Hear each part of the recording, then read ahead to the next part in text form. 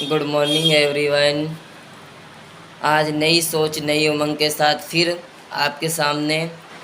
आप जिस भी पेपर की तैयारी कर रहे होते हो, आप जिस भी पेपर की तैयारी कर रहे होते हो उसको जिसका तुम फॉर्म भरते हो, एक ना एक दिन बेटा उसका रिजल्ट आना होता है।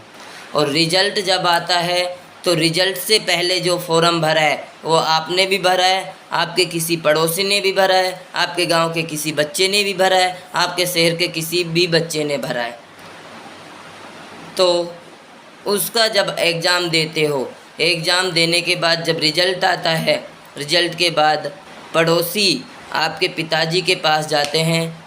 अगर उस टाइम आप अपने पिताजी की नज़रों को झुकाना चाहते हो, अगर उस टाइम आप अपने पिताजी की नज़रों को झुकाना चाहते हो तो आपके पिताजी के पास जब पड़ोसी जाता है और पूछता है कि आप मेरे लल्ला का सिलेक्शन हो गया, आप अपने लल्ला की बताइए सिलेक्शन हुआ कि नहीं हुआ, तो उस टाइम के लिए आप अपने पिताजी की नज़रों को झुकाना चाहते हो तो बेशक मत पढ़िए। और आपके पिताजी उस टाइम ये बोलें कि मेरे लल्ला का सिलेक्शन नहीं हुआ तो बेशक आप मत पढ़िए।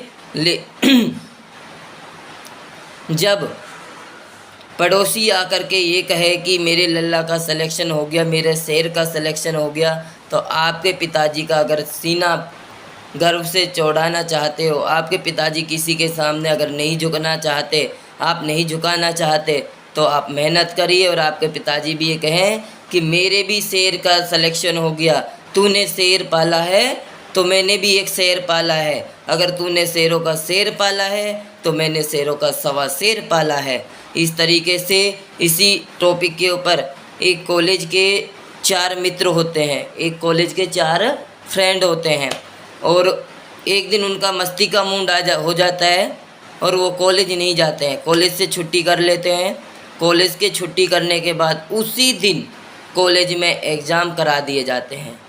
जिस दिन वो 4 मित्र कॉलेज से छुट्टी करते हैं उसी दिन क्या करा दिए जाते हैं, एग्ज़ाम करा दिए जाते हैं। और जब उन बच्चों को पता चलता है, उन कॉलेज के 4 मित्रों को पता चलता है कि कल एग्ज़ाम करा दिए गए थे और हम पेपर से वंचित रह गए, तो वो सांग बिखेरते हैं। सांग क्या बिखेरते हैं कि अपने कपड़ों को गंदा कर लेते हैं, डर्टी कर लेते हैं। डर्टी के बाद वो जब गंदे कपड़ों के साथ अपने कॉलेज पहुंचते हैं और प्रिंसिपल ऑफिस में जाते हैं और प्रिंसिपल के सामने खड़े होकर के अपना प्रस्ताव रखते हैं कि साहब हमारी गाड़ी पंचर हो गई थी कल, हम इस कारण कॉलेज नहीं आ पाए और हमारा एग्ज़ाम रह गया, हमारा प्लीज़ आप एग्ज़ाम करा दीजिए।